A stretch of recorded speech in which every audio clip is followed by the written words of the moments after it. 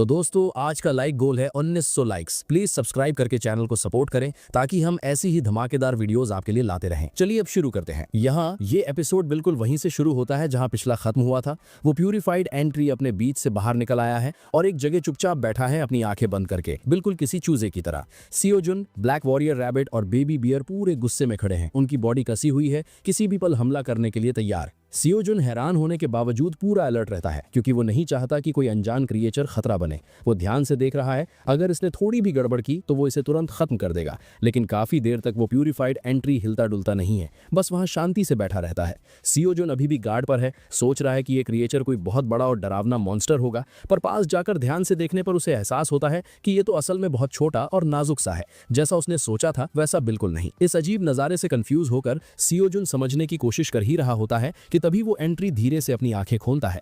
जैसे ही उसकी आंखें खुलती हैं, वो एक प्यारी सी जम्हाई लेता है और अपने छोटे हाथ पैर ऐसे स्ट्रेच करता है कि वो और भी मासूम लगने लगता है। आखिरकार वो अपने दो छोटे पैर जमीन से निकालता है और थोड़ी हिचकिचाहट के साथ अपना पहला कदम रखता है। लेकिन जैसे ही उसका पैर जमीन को छूता है, उसके नीचे एक बड़ा सा गड्ढा बन जाता है। वो एक छोटे लेकिन पक्के इरादे के साथ उस गड्ढे से रेंग कर बाहर आता है और आगे बढ़ना शुरू करता है। भाई वो चलते हुए हद से ज्यादा क्यूट लग रहा था।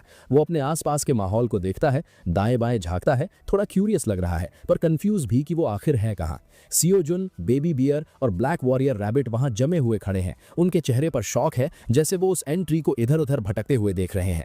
सियोजुन अभी भी पक्का नहीं है कि इसका क्या मतलब निकाले, सोचता है कि ये कहाँ जा रहा है और इसके इरादे क्या है। ध्यान से देखने पर वो कुछ अजीब नोटिस करता है। उसकी शुरुआती डर के बावजूद ये एंट्री बिल्कुल भी बुरा नहीं लगता। इसके बजाय ये पूरी तरह उलझन में और थोड़ा भटका हुआ लगता है, जैसे उसे अपने खुद के होने का भी पता ना हो। सियोजुन फिर फ्लेम की तरफ मुड़ता है, सोचा शायद वो कुछ बता पाए, लेकिन ठीक उसी पल उस एंट्री की नजर भी फ्लेम पर पड़ जाती है। उसकी आंखें एकदम से फटी की फटी रह जाती हैं और एक पल के लिए वो बस घूरता रहता है, बिल्कुल शांत, बिल्कुल चुप। सियोजुन उसके रवैये में अचानक बदलाव नोटिस करता है और इससे पहले कि वो कुछ समझ पाए, वो एंट्री अचानक बिजली की रफ्तार से आगे भागता है। वो सीधा फ्लेम की तरफ दौड़ लगाता है। उसके छोटे पैर अजीब तेजी से चल रहे हैं और उसका चेहरा बदल जाता है, जैसे वो जोर जोर से अजीब बातें चिल्लाने लगता है।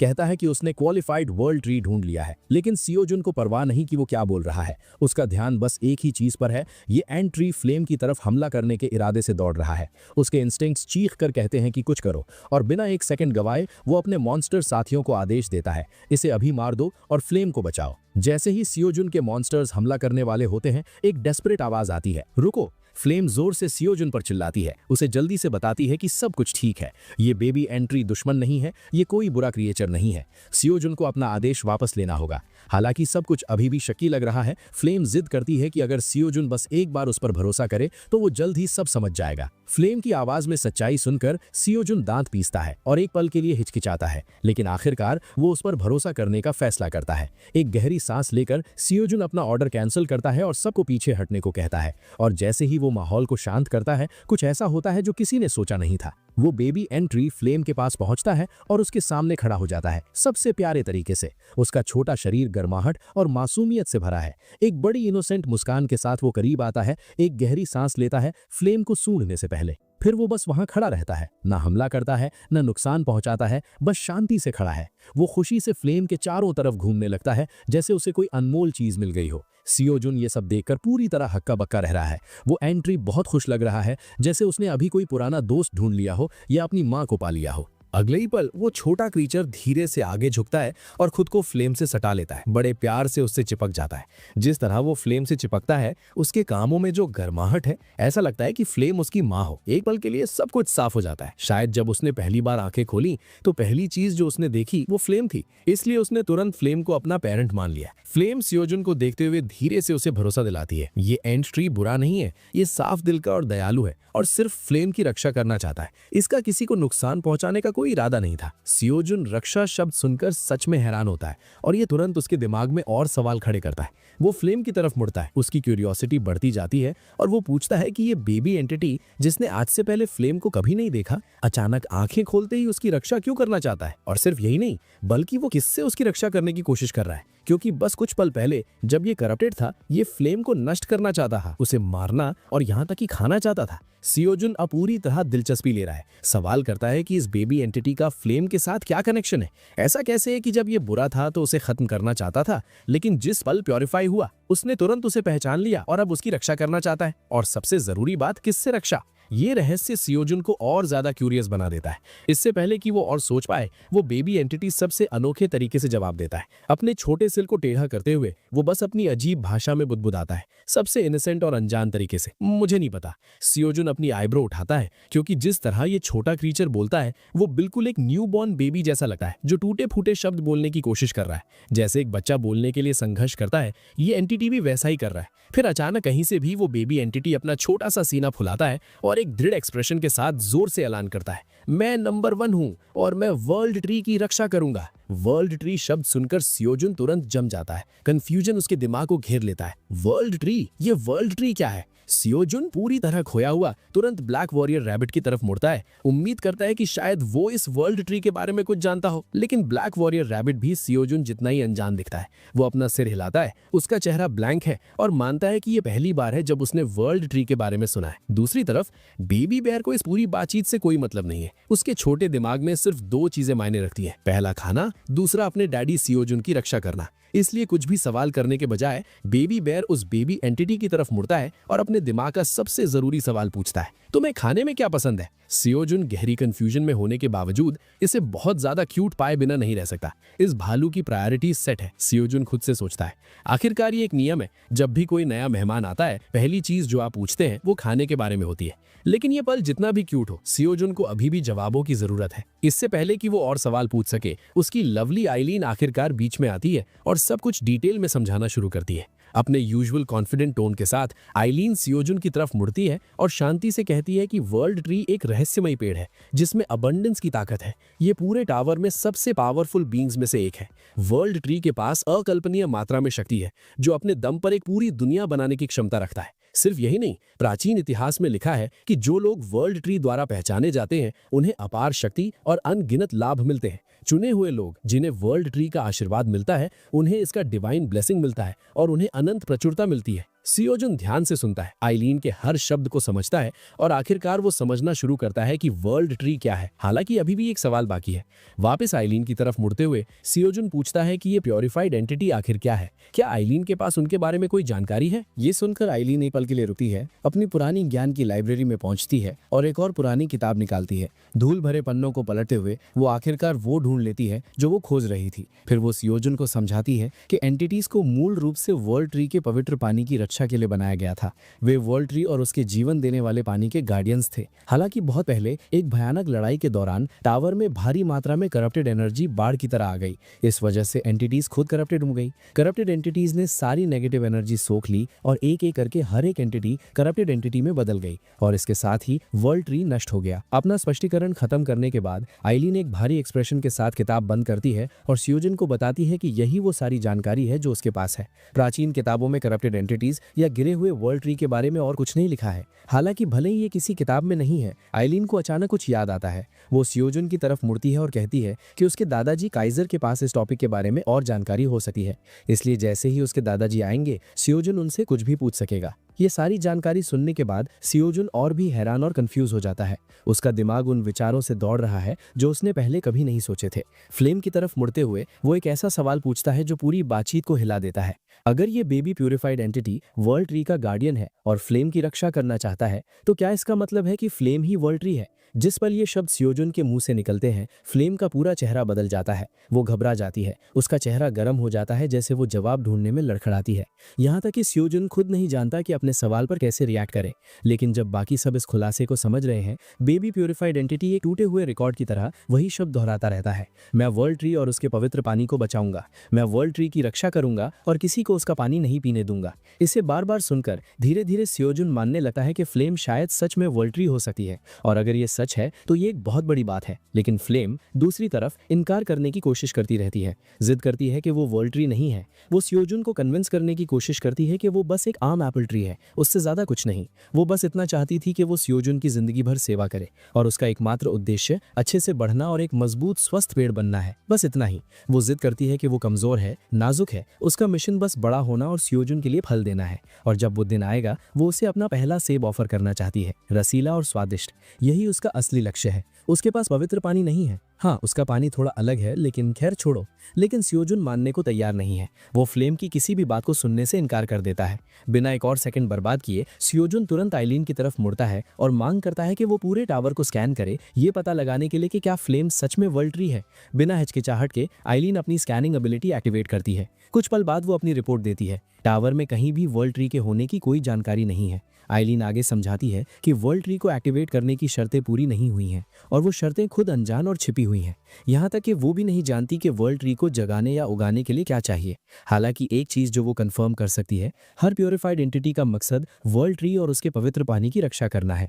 तो अगर ये बेबी प्योरीफाइड एंटिटी फ्लेम को वर्ल्ड ट्री बुला रहा है तो इसने जरूर कुछ महसूस किया होगा। इसने जरूर उसके अंदर एक निश्चित क्षमता पहचानी होगी, फ्यूचर में वर्ल्ड ट्री बनने की क्षमता, और इसीलिए वो अब उसे वर्ल्ड ट्री बुला रहा है। ये सुनकर सियोजुन वापस फ्लेम की तरफ मुड़ता है। उसका चेहरा क्यूरियोसिटी से भरा हुआ। वो इसे ध्यान से देखता है और जितना वो देखता है उतना ही वो बस सियोजुन के क्यूट लिटिल फायरी वर्जन जैसी लगती है। क्या ये सच में संभव हो सकता है कि फ्लेम के पास वर्ल्ड ट्री बनने का पोटेंशियल है? लेकिन फ्लेम बाकी सबकी तरह ही अनजान है। वो गुस्से में अपने गाल फुलाती है और एक बार फिर इनकार करने की कोशिश करती है। उसके अनुसार वो एक आम नाजुक एप्पल ट्री के अलावा कुछ नहीं है। वो खास तौर पर ताकतवर नहीं है, इसलिए वो नहीं समझती कि कोई उसे वर्ल्ड ट्री क्यों बुलाएगा। लेकिन सियोजुन इसमें से कुछ भी सुनने से इनकार कर देता है। वो कोई रिस्क नहीं लेने वाला। अगर थोड़ी सी भी संभावना है कि फ्लेम वर्ल्ड ट्री बन सकती है तो वो अपनी ताकत में सब कुछ करेगा, ये सुनिश्चित करने के लिए कि वो जितना हो सके उतना स्ट्रांग और हेल्दी बढ़े। बिना एक पल की हिचकिचाहट के वो अपनी जगह से मुड़ता है और अपने सभी मॉन्स्टर दोस्तों को पुकारता है। सबसे पहले वो ब्लैक वॉरियर रैबिट को पुकारता है। वो उसे आदेश देता है कि तुरंत ताजा पानी लाए, और बस कोई भी पानी नहीं, इसे बिल्कुल साफ होना चाहिए। अगर पानी गंदा है तो उसे वापस लाने से पहले प्यूरिफाई करना होगा। फिर सियोजुन बेबी बेयर को ऑर्डर देता है कि दूर जाए और एक बड़ी मजबूत लकड़ी लाए। ये लकड़ी फ्लेम ट्री को मजबूत बनाने में मदद करेगी। सियोजुन अभी सब कुछ करना चाहता है और वो चाहता है कि फ्लेम को वो सारी सुविधाएं मिलें जो उसके दुगनी स्पीड से बढ़ने के लिए जरूरी है। उसने पहले ही उसे बहुत कुछ दिया है, लेकिन अब वो उसकी ग्रोथ सुनिश्चित करने के लिए और भी ज्यादा मेहनत करना चाहता है। बिना किसी हिचकिचाहट के ब्लैक वॉरियर रैबिट और बेबी बेयर तुरंत अपने टास्क पूरे करने के लिए निकल जाते हैं। लेकिन सियोजुन अभी खत्म नहीं हुआ है। वापस फ्लेम की तरफ मुड़ते हुए उसका चेहरा गहरी चिंता से भरा हुआ है। वो उससे एक जरूरी सवाल पूछता है, क्या तुम्हें ज्यादा गर्मी या ज्यादा ठंड लगती है? वो उसे भरोसा दिलाता है कि अगर वो फ्यूचर में कभी अजीब महसूस करती है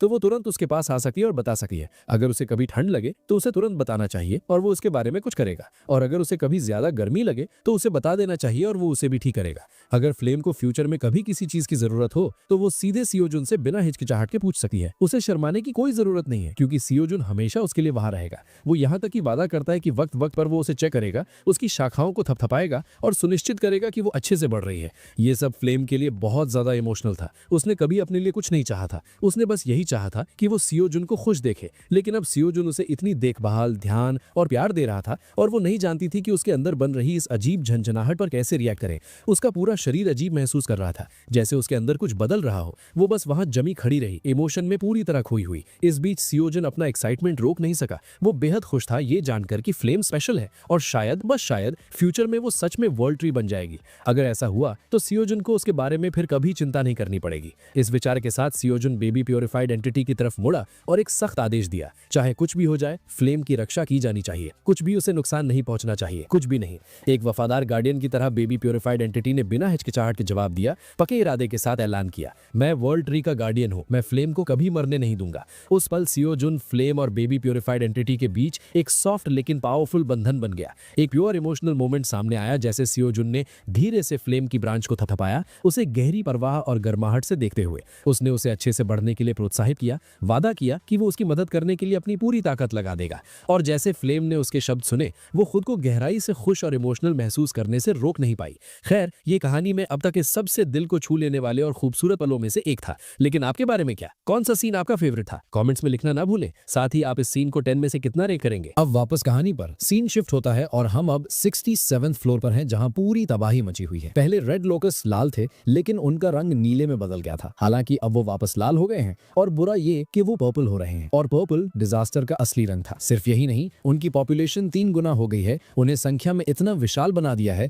कि वो आसमान को भरते हुए एक मोटे जहरीले बादल जैसे लग रहे हैं। और अब वो सीधे लिजर्ड वॉरियर्स की तरफ उड़ रहे हैं। पैनिक फैल जाता है, जैसे सारे लिजर्ड वॉरियर्स अपनी जान बचाने के लिए भागने लगते हैं। यहाँ तक कि उनके ग्रीन अनियन ब्लेड्स, जो पहले रेड लोकस्ट के खिलाफ काम करते थे, अब पूरी तरह बेकार हैं। अचानक पर्पल लोकस्ट बैटलफील्ड पर टूट पड़ते हैं। लिजर्ड वॉरियर्स को बेरहमी से कुचलते हुए वो वॉरियर्स को एक एक करके काटना शुरू करते हैं। एक पर्पल लोकस्ट का एक काटना पूरे लिजर्ड मैन के शरीर को पैरालाइज करने के लिए काफी है, और एक बार ऐसा हो गया तो कोई बचाव नहीं है। जैसे ही चीजें पूरी तरह निराशाजनक लगती हैं, हमारे चीफ एल्का बैटलफील्ड पर फट पड़ते हैं। एक पावरफुल स्ट्राइक के साथ वो एक ही मूवमेंट में 3 से 4 पर्पल लोकस्ट को काट देते हैं, लेकिन ये अभी खत्म होने से बहुत दूर है। एल्का अचानक कुछ भयानक नोटिस करता है। उसका ग्रीन अनियन ब्लेड, उसका सबसे ताकतवर हथियार, पिघलने लगता है जैसे किसी बुरी चीज से दूषित हो गया हो। जिस पल वो एक भी पर्पल लोकस्ट को मारता है वो टूटना शुरू हो जाता है। और ये सबसे बुरा हिस्सा नहीं है, और भी ज्यादा पर्पल लोकस्ट आते रहते हैं, हजारों की संख्या में पहुंचते हुए, यहाँ तक कि एल्का को खुद को भी नहीं पता कि अब क्या करना है। पहली बार वो सच में सोचने लगता है कि यही उसकी कहानी का अंत होगा। जैसे ही पर्पल लोकस्ट उसे घेरते हैं,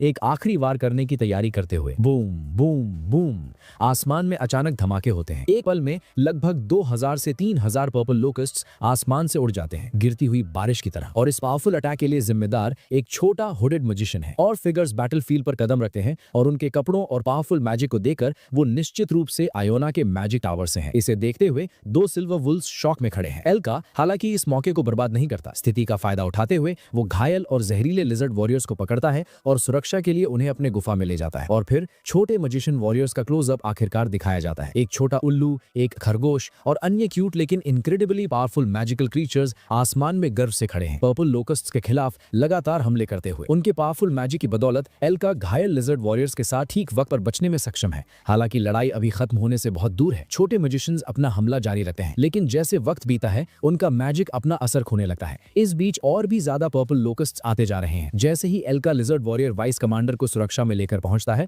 उनके सामने एक भयानक नजारा सामने आता है। जब सब लोग वाइस कमांडर के चारों तरफ इकट्ठा होते हैं, उनके चेहरे खौफ से बिगड़ जाते हैं, क्योंकि उसकी स्किन धीरे धीरे पर्पल होती जा रही है। लिजर्ड वॉरियर्स दौड़कर आते हैं और डेस्परेटली उसके शरीर की जांच करते हैं। घबराहट उनकी आवाजों में भर जाता है, जैसे वो जोर से चिल्लाते हैं, इसे क्या हुआ? बस थोड़ी देर पहले वो अपनी पूरी ताकत से लड़ रहा था, लेकिन अब उसका पूरा शरीर पैरालाइज हो चुका है। एल्का अभी भी शॉक में मानता है कि उसे खुद नहीं पता कि क्या हुआ। उसने बस इतना देखा कि जैसे ही एक पर्पल लोकस्ट ने उसे काटा, उसका पूरा शरीर पर्पल होने लगा, और सिर्फ यही नहीं, उसका पूरा बिहेवियर बदल गया। एल्का अभी भी सब कुछ समझने की कोशिश कर रहा है, अपनी कंफ्यूजन व्यक्त करता है। वो समझ नहीं पा रहा कि लोकस्ट्स आखिर पर्पल कैसे हुए। बस कुछ पल पहले उनका रंग नीला था, फिर वापस लाल हुआ, और उसकी आंखों के ठीक सामने वो पर्पल हो गए। और एक बार जब वो पर्पल हुए, उनके बारे में सब कुछ बदल गया। उनकी स्पीड, उनका गुस्सा, उनका जहर, सब कुछ काफी ज्यादा खतरनाक हो गया। अपनी बात साबित करने के लिए एल्का अपना अनियन ब्लेड उठाता है और सबको दिखाता है। हथियार दिखाते हुए वो समझाता है कि क्या हुआ। जैसे ही पर्पल लोकस्ट का खून इस अनियन ब्लेड पर लगा, हथियार पिघलने लगा, जैसे एसिड से दूषित हो गया हो। ग्रुप में से एक लिजर्ड मैन जल्दी से आगे आता है। उसकी आंखें डर से चौड़ी है और सबसे बुरी खबर कंफर्म करता है, ये पक्का एक जानलेवा जहर है। वो आगे समझाता है कि पर्पल लोकस्ट का खून अब बेहद जहरीला है, इस वजह से उन्हें हराना लगभग नामुमकिन है। अगर कोई वॉरियर किसी पर्पल लोकस्ट को मारता है और उसके खून की एक बूंद भी उन्हें छू जाती है, तो वो पैरालाइज्ड हो जाएंगे और मर जाएंगे। और सबसे डरावना हिस्सा, ये जहर इतना खतरनाक है कि इसका कोई तोड़ नहीं है। लेकिन ये भी सबसे बुरा नहीं है। ये जहर ना सिर्फ उसे मारेगा जिसे छुएगा, बल्कि हवा में फैल जाएगा और बाकी सारे लिजर्ड वॉरियर्स को इन्फेक्ट करना शुरू कर देगा। जैसे ही ये क्रिटिकल इन्फॉर्मेशन रिवील होती है, पूरा बैटलफील्ड गहरी निराशा में डूब जाता है। वॉरियर्स की एनर्जी और हौसला तुरंत गिर जाता है। एल्का इसे तुरंत नोटिस कर लेता है। वो देख सकता है, वो डर, वो निराशा, उसकी पूरी बटालियन लड़ने की इच्छा खो रही है, और उसे नहीं पता कि इसे कैसे ठीक करे। पहली बार वो उनका हौसला बढ़ाने के लिए संघर्ष कर रहा है। तभी सबऑर्डिनेट नंबर 1 और सबऑर्डिनेट नंबर 2 एल्का की तरफ दौड़ते हैं। बिना एक सेकंड बर्बाद किए वो अपने बैग से कुछ निकालते हैं। डिटॉक्सिफाइंग अनियन लीव्स का एक बंडल दृढ़ एक्सप्रेशंस के साथ वो पत्ते एल्का को देते हैं और पूछते हैं, क्या सीजुन के उगाए हुए ये पत्ते किसी काम आएंगे? जाहिर है उन्होंने ये पत्ते एहतियात के तौर पर अपने साथ रखे थे, शायद कभी काम आ जाए। और उन्हें देखते ही एल्का की आंखें उम्मीद से चमक उठती हैं। उसका पूरा चेहरा एक्साइटमेंट से रोशन हो जाता है। बिना हिचकिचाहट के वो अपने दोनों सबऑर्डिनेट्स की तारीफ करता है, कहता है कि वो कितने होशियार हैं। तुरंत वो एक पत्ता लेता है और वाइस कमांडर लिजर्ड वॉरियर को खिला देता है। और फिर कुछ अविश्वसनीय होता है। जिस पर लिजर्ड वॉरियर वो पत्ता खाता है, उसका शरीर हल्का महसूस करने लगता है, पैरालिसिस कम होने लगता है और फिर उसे होश आ जाता है। सिर्फ यही नहीं, उसके शरीर का सारा जहर पूरी तरह गायब हो जाता है। ये देखकर पूरी आर्मी राहत की सांस लेती है। हर कोई खुशी से चीयर करने लगता है। एल्का बिना और वक्त बर्बाद किए तुरंत सारे लिजर्ड वॉरियर्स को डिटॉक्सिफाइंग अनियन लीव्स बांट देता है। अपनी आवाज में कॉन्फिडेंस के साथ वो ऐलान करता है, चिंता मत करो, हमारे पास हजारों ऐसे पत्ते हैं। जो भी घायल हो तुरंत एक बाइट ले लो, ये तुम्हारे शरीर से सारा जहर निकाल देगा। इस वजह से वॉरियर्स का हौसला आसमान छू लेता है। लेकिन एक बड़ी समस्या अभी भी बाकी है। भले ही अब उनके पास जहर का तोड़ है, असली मुद्दा बदला नहीं है। रेड लोकस्ट पर्पल हो गए हैं, वो ज्यादा ताकतवर हैं, ज्यादा जहरीले हैं और अब सी जुन का अनियन ब्लेड भी उन पर असर नहीं कर रहा, जो हमें आखिरी सवाल पर लाता है, उनकी अगली स्ट्रैटेजी क्या होगी। इसके बाद सीन बदलता है और हम वापस एल्का और हेगल के पास पहुंचते हैं। थियो हमेशा की तरह आराम से एल्का के सिर पर बैठा है, जबकि ओरेन, स्केरम और मैरिल हेगल की पीठ पर सवारी कर रहे हैं। हालांकि ओरेन अपनी आदत के मुताबिक शरारत करते हुए स्केरम की पीठ में बार बार एक लकड़ी चुभाता रहता है, उसे परेशान करता है, जो स्केरम को बिल्कुल पसंद नहीं आ रहा। पहले तो स्केरम इग्नोर करने की कोशिश करता है, लेकिन लगातार चुभन उसकी नाक में दम कर देती है। जैसे ही वो भड़कने वाला होता है, ओरेन अचानक कुछ नोटिस करता है जो स्केरम के कोट में छुपा हुआ है। बिना एक सेकंड बर्बाद किए ओरेन उसे पकड़ता है और मांग करता है कि वो उसे दे दे। साफ कर देता है कि चालाकी दिखाने की जरूरत नहीं है, क्योंकि वो साफ देख सकता है कि स्केरम कुछ छुपा रहा है। स्केरम जाहिर है मना कर देता है, लेकिन इससे पहले कि वो भागने का सोच भी पाए, हेगल की गहरी गरजती हुई आवाज गुस्से में गूंजती है। वो स्केरम को आदेश देता है कि जैसा ओरेन कह रहा है वैसा ही करे, और अगर स्केरम ने विरोध करने की हिम्मत भी की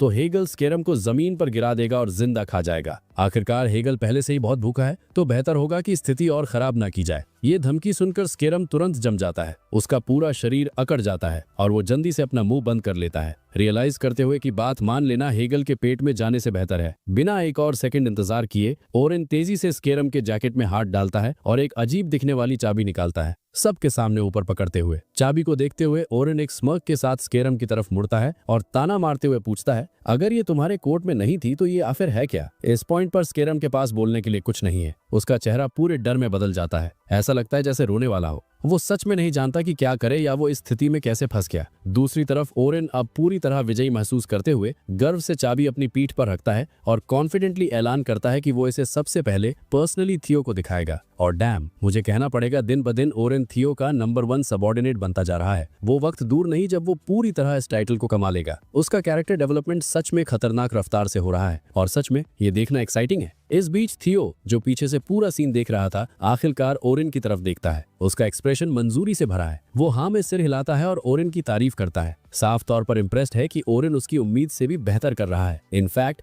थियो सच में ओरेन पर गर्व करता है। हालांकि ठीक उसी पल कुछ अनएक्सपेक्टेड होता है। हमें अचानक पता चलता है कि आयोना पूरे वक्त थियो के 3rd डिमेंशनल पाउच के अंदर सो रही थी। वो धीरे से हिलती है, अभी भी थोड़ी नींद में महसूस कर रही है और आलसी होकर अपना प्यारा सा छोटा सिर पाउच से बाहर निकालती है। एक नींद भरी आवाज में वो खुशी से बुदबुदाती है कि कैसे उसने इतनी अच्छी मीठी नींद ली और कैसे जब भी वो थियो के पाउच में होती है उसे सबसे अच्छा आराम मिलता है। थोड़ा स्ट्रेच करने के बाद आयोना आखिरकार पाउच से बाहर कूदती है और जैसे ही वो लैंड करती है, थियो एक सॉफ्ट स्माइल के साथ उसकी तरफ मुड़ता है और पूछता है कि क्या वो अच्छे से सोई। आयोना अभी भी थोड़ी सुस्त एक संतुष्ट सांस लेती है और थियो को बताती है कि जब भी वो उसके साथ होती है वो पूरी तरह सुरक्षित महसूस करती है और कहीं और से बेहतर सोती है। लेकिन इससे पहले कि थियो कुछ कह पाए, वो जल्दी से आयोना को इन्फॉर्म करता है कि वो लगभग 99th फ्लोर पहुंच चुके हैं। ये सब लाइटनिंग स्पीड पैसेज की बदौलत हुआ, एक ऐसा रास्ता जो वो सिर्फ इसलिए यूज कर पाए क्योंकि आयोना उनके साथ थी। ये सुनकर आयोना का एक्सप्रेशन तुरंत बदल जाता है और वो अचानक गुस्सा हो जाती है। वो थियो की तरफ मुड़ती है और सख्ती से उसे कहती है कि फ्यूचर में उसे थैंक यू या सॉरी ना बोले, क्योंकि दोस्ती में थैंक्स और सॉरी जैसे शब्द काम नहीं करते। थोड़ा हैरान महसूस करते हुए थियो जल्दी से मान जाता है, लेकिन साथ ही वो आयोना से पूछता है कि क्या वो थोड़ी देर और आराम करना चाहती है। वो यहाँ तक कहता है कि जैसे ही वो डेस्टिनेशन पर पहुंचेंगे वो उसे जगा देगा। हालांकि आयोना मना कर देती है, कहती है कि वो पहले ही काफी आराम कर चुकी है। इसके बजाय वो अचानक चिंता के साथ थियो को देखती है, कुछ जरूरी रियलाइज करते हुए। जब बाकी सब ने आराम करने का मौका लिया था, थियो पूरे वक्त जागा रहा था। भले ही उसके पास सोने का मौका था, उसने बिल्कुल आराम नहीं किया। ये देखकर आयोना तुरंत जिद करती है कि थियो को थोड़ी नींद लेनी चाहिए और वो उसके जागने तक उसकी रखवाली करने के लिए भी तैयार हो जाती है। तभी एल्का अचानक बोलता है और थियो को नोटिफाई करता है कि वो आखिरकार गुफा से बाहर निकल गए हैं। जैसे ही सीन बदलता है, हमें थियो का एक वाइड ओपन व्यू दिखाया जाता है जो उसी विंग पर खड़ा है जो हमने पहले देखा था। वो ऑफिशियली गुफा से बाहर आ गया है और उसके सामने रैबिट मॉन्स्टर्स का एक बड़ा ग्रुप इकट्ठा है। उनमें हम बेबी प्योरिफाइड एंटिटी, क्विंग और ब्लैक वॉरियर रैबिट को एक साथ खड़े देखते हैं। ये पल खास तौर पर स्पेशल है क्योंकि पहली बार थियो बेबी प्योरिफाइड एंटिटी को गुफा से बाहर लाया है। क्यूरियस होकर थियो बेबी प्योरिफाइड एंटिटी की तरफ मुड़ता है और पूछता है कि आखिरकार बाहर आकर कैसा लग रहा है। दूसरी तरफ बेबी प्योरिफाइड एंटिटी अपनी बड़ी चमकदार आंखों से दाएं बाएं देखने लगता है, दुनिया को पहली बार देखते हुए। हालांकि कुछ अजीब थियो का ध्यान खींचता है। अब तक उसे ऐसा लगता है कि बेबी प्योरिफाइड एंटिटी मेल नहीं बल्कि फीमेल है। लेकिन आप लोग क्या सोचते हैं? कमेंट्स में अपने विचार लिखना ना भूलें। जैसे थियो देखना जारी रखता है, सारे रैबिट मॉन्स्टर्स आपस में फुसफुसाने लगते हैं, एक जरूरी सवाल पूछते हुए, क्या होगा अगर बेबी प्योरीफाइड एंटिटी फिर से करप्टेड हो गया? हालांकि थियो के पास इस सवाल का कोई जवाब नहीं है। जैसे ही सब अपने ख्यालों में खोए होते हैं, एक अचानक आवाज बेबी प्योरीफाइड एंटिटी को चौंका देती है। वो जल्दी से पीछे मुड़ती है, उसके कान हैरानी में फड़फड़ाते हैं, सिर्फ ये देखने के लिए कि थियो और उसका गैंग अपने एडवेंचर से वापस आ गया है। उस पल थियो एक बड़ी मुस्कान के साथ आगे बढ़ता है और गर्माहट से बेबी प्योरीफाइड एंटिटी को पुकारता है, खुशी से उसे बताता है कि वो वापस 99th फ्लोर आ गए हैं। उसके पीछे रेड रिबन प्रिंसेस और आयोना साथ साथ खड़ी हैं। हेगल और एल्का उनके ठीक पीछे चल रहे हैं। ये सब देखकर थियो सच में बेहद खुश है। लेकिन सबसे ज्यादा एक्साइटेड कोई और है, ब्लैक वॉरियर रैबिट। जिस पल ब्लैक वॉरियर रैबिट की आंखें रेड रिबन प्रिंसेस पर पड़ती हैं, वो तुरंत अपनी जगह पर जम जाता है, पूरी तरह स्टंट। उसी समय रेड रिबन प्रिंसेस भी अचानक चलना बंद कर देती है। उसका पूरा शरीर एक मूर्ति की तरह अकड़ जाता है, जैसे वो उससे नजरें मिलाती है। सिकल रैबिट भी उनके बीच इस अजीब टेंशन को नोटिस करता है।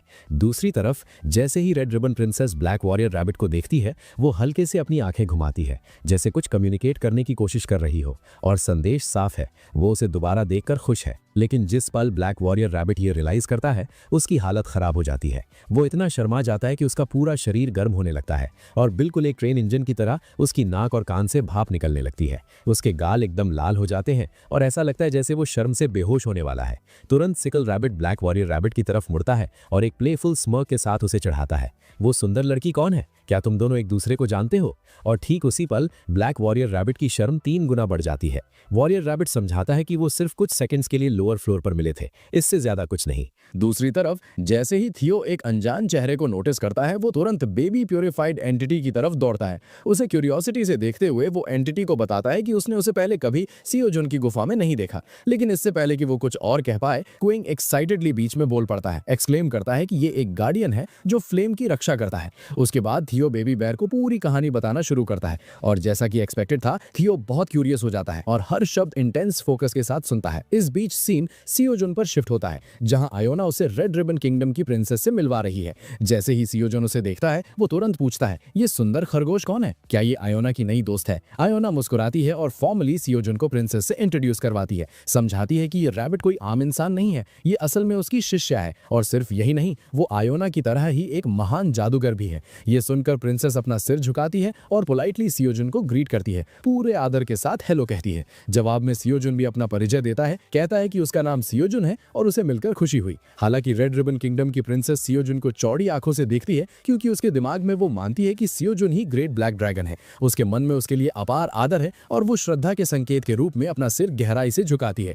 लेकिन सियोजुन वक्त बर्बाद नहीं करता और सीधे मुद्दे पर आता है। वो आयोना की तरफ एक गंभीर एक्सप्रेशन के साथ मुड़ता है और सीधे पूछता है, आयोना, तुम मुझे यहाँ सिर्फ अपनी शिष्या से मिलवाने नहीं लाई हो, तुम जरूर किसी जरूरी काम से मुझे यहाँ लाई हो। प्रिंसेस शॉक हो जाती है। वो सियोजुन को हैरानी से घूरती है और कहती है, जैसा सोचा था, ब्लैक ड्रैगन सब कुछ जानता है। प्रिंसेस फिर आगे बढ़ती है और रिस्पेक्टफुली सियोजुन को इन्फॉर्म करती है कि वो यहाँ ग्रेट ब्लैक ड्रैगन से एक मदद मांगने आई है। सियोजुन को समझ नहीं आता कि वो किस तरह की मदद की बात कर रही है, तो आयोना बातचीत संभालती है और सब कुछ समझाती है। वो उसे बताती है कि उसकी शिष्य रेड रिबन किंगडम की प्रिंसेस गंभीर खतरे में है, इसलिए वो चाहती है कि सियोजुन उसकी रक्षा करे। ये सुनकर सियोजुन पूरी तरह शॉक हो जाता है। उसकी आंखें डिसबिलीफ में चौड़ी हो जाती हैं और वो बाकी किसी भी रैबिट मॉन्स्टर से कहीं ज्यादा हैरान है। हस्बैंड रैबिट से लेकर वाइफ रैबिट तक, ग्रे रैबिट से लेकर कमरे के हर दूसरे रैबिट तक, सबका मुंह शॉक में खुला रह जाता है। और फिर अगले ही पल सियोजुन और आयोना दोनों प्रिंसेस के सामने झुक जाते हैं और घुटने टेक देते हैं, जैसे उन्हें आखिरकार उनका खोया हुआ राजा मिल गया हो। पूरा सीन प्रिंसेस के लिए ओवरवेलमिंग है,